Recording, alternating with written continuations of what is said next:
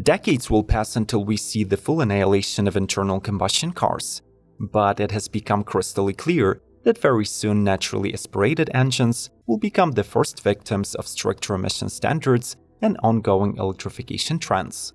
In this episode, we would like to pay tribute to the last representatives of the atmospheric club by reviewing the most powerful supercars with pure air-breathing mills. Subscribe to Automotive Territory Daily News if you do not want to miss the most informative top 10s on YouTube. Let's start the engines. Chevrolet Corvette Stingray C8. When it was released in 2020, the 8th generation Vette instantly attracted a huge fan base as the cheapest supercar that one can find in the market. The model was reimagined with a rear mid-engine layout, a forward-located passenger cell, and a driver-focused interior.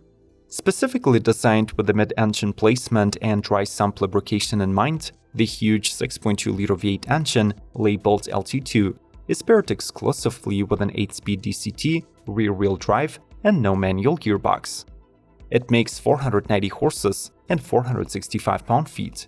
If you opt for the Z51 performance package or the performance exhaust, the mill is boosted to 495 horsepower and 470 pound-feet, while the acceleration to 60 can take as little as 2.9 seconds. The model is offered in two versions, a target top with a removable roof section and a proper convertible with a retractable hardtop. It gets digital instrumentation and uses a new generation 8-inch Infotainment 3 system with wireless smartphone connectivity.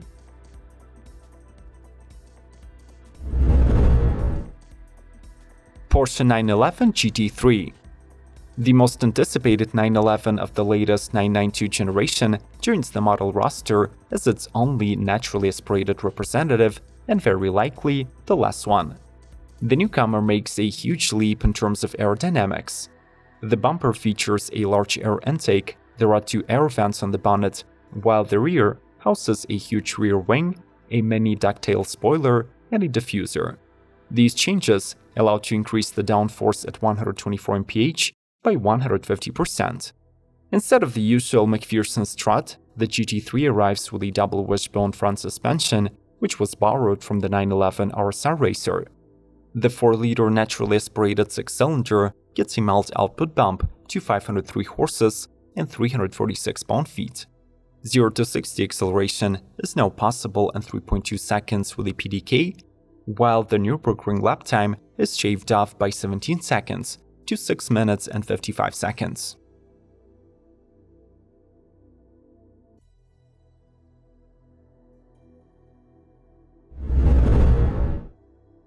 Lamborghini Huracan Evo. The most successful V10-powered Lamborghini conceals a mid-mounted 5.2-liter naturally aspirated mill that makes 640 horsepower and 442 pound-feet of torque that lets you break the 200 mph barrier and speed to 60 in 2.9 seconds. In 2021, this model can be ordered with special colors and interior configurations under the Flow Capsule Limited Edition. This program allows to apply 5 ultra-bright paint schemes and contrast those with a matte black roof, front bumper, and side skirts. Inside the cabin, the customers can replace the standard seats with new sports seats wrapped either in Alcantara or unicolor leather. Additionally, the Super Coupe becomes one of the first car models to get an Amazon Alexa integrated onboard infotainment, which expands Alexa's already vast capabilities to include voice-operated in-cabin lighting, climate control, and seat heating.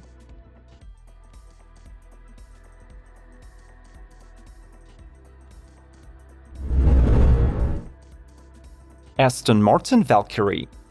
Aston Martin's first hypercar has been plagued with delays, but by the end of 2021, it should finally start rolling off the assembly lines in Gaydon, Warwickshire.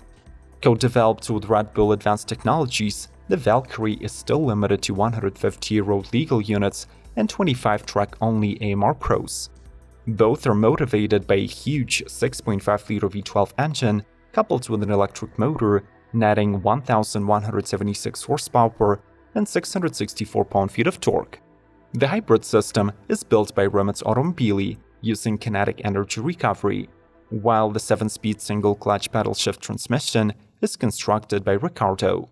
The models get extremely light aerodynamic bodies, but the AMR Pro differs from its road-going sibling by being capable to reach 250 mph speed and getting smaller 18-inch wheels, carbon ceramic brakes, and Michelin racing tires. Ferrari 812 Superfast and Limited Edition V12. Introduced back in the day to replace the beloved F12 Berlinetta, the Ferrari 812 Superfast received a larger 6.5-liter version of its V12. The mill produces 800 horsepower and 529 pound-feet of torque, sent to the rear wheels via the 7-speed dual-clutch transmission. To help you handle this wild herd, the car offers electric power steering with variable torque assistance, standard carbon ceramic brakes from Brembo, and sticky Pirelli P0 tires. Interestingly, in 2021 the model adds a new special edition that raises the Superfast performance to a whole new level. The Ferrari 812 Limited Edition V12 is rated for the maximum output of 830 horses. It has independent four-wheel steering and gets a completely unique design with a different front fascia, oversized air intakes, and aggressive slats on the back. As long as your support is with us, we will never get tired of posting informative automotive content. So make sure to smash the like button to let us know how we're doing. Thanks in advance, and let's proceed.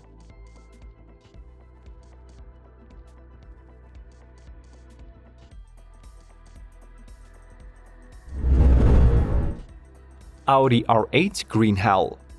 Painted in Tiamat green, this limited 50-unit version of the R8 pays tribute to the award-winning Audi R8 LMS that scored 5 victories at the Green Hell Nürburgring 24-hour race. It gets Green Hell badging, rides on special 20-inch 5-spoke wheels, and in addition to the standard green exterior, can be colored in white, black, or gray. The car has an aluminum space frame, carbon fiber reinforced polymer bodywork, and CFRP ceramic brakes. The usual 5.2-liter naturally aspirated V10 engine actually makes 620 horses, more than the competition spec. It works in pair with a 7-speed S-tronic gearbox and quattro all-wheel drive. As a result, this R8 is able to speed to 62 mph in 3.1 seconds, eventually reaching 206 mph.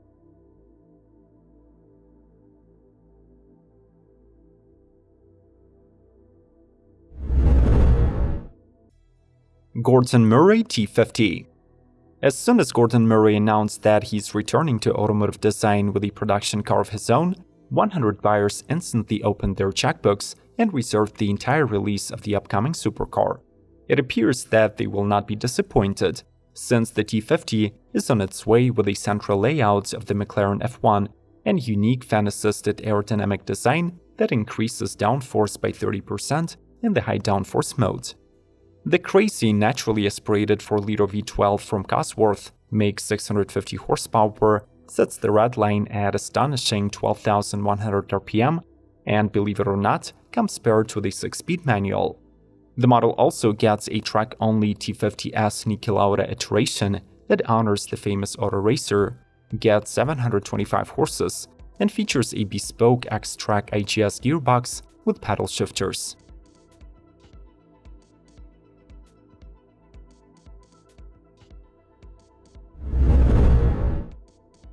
BRABHAM BT62.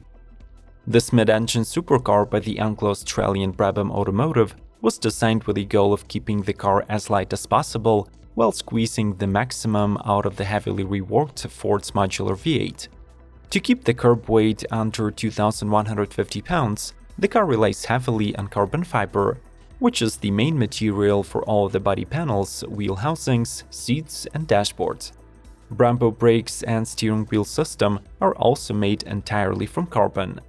The BRABHAM Hypercar is fitted with motorsport ABS and traction control, double wishbone suspension, 4-way adjustable coilover dampers, and adjustable anti-roll bars.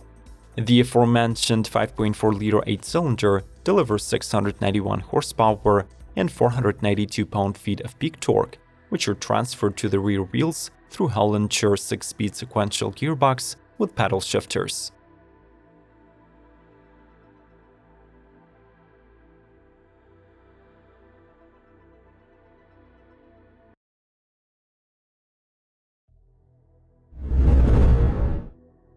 Lamborghini Aventador SVJ. Lamborghini engineers are still opposed to turbocharging, but the current generation Aventador is likely to become the last non-hybrid flagship in the history of the brand. The acronym SVJ stands for Super Veloce Jota, translated from Italian as Super Speed Track. The 6.5-liter V12 delivers 770 units of pure horsepower and channels them through a 7-speed automatic tranny. This output transforms into 2.8 seconds 0 to 60 and 217 mph top speed. As of today, the SVJ is the second fastest production street-legal supercar at Nürburgring, completing the run on the track in 6 minutes and 44 seconds, falling only 1.3 seconds behind the November 2020 record by the Mercedes-AMG GT Black Series. This model has a limited production volume of 900 units, plus 63 more of the Aventador SVJ 63s that honor the year of the company's inception.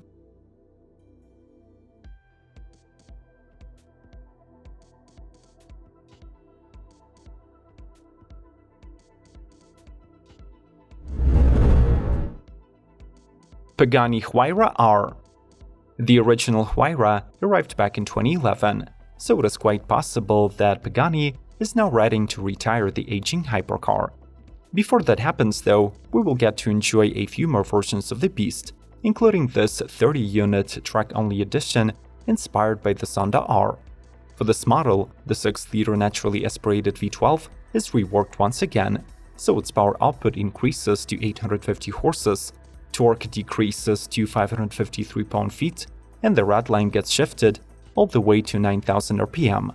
The R's monocoque is manufactured from the latest composite materials, like Carbo Titanium and Carbo Tri-X, and it is assisted by the chrome molybdenum alloy steel subframes. To ensure maximum passenger safety, the seats get integrated into the monocoque and are additionally protected by the roll bar and special side structures designed to absorb impact forces. Are you saddened by the inevitable departure of naturally aspirated cars? Which supercar from this list is your personal favorite? Let's talk this over in the comment section below. Smash the like button to express your support and subscribe to Automotive Territory Daily News for more informative top 10s. If you still got time, check out the suggested episodes on the screen. See you soon!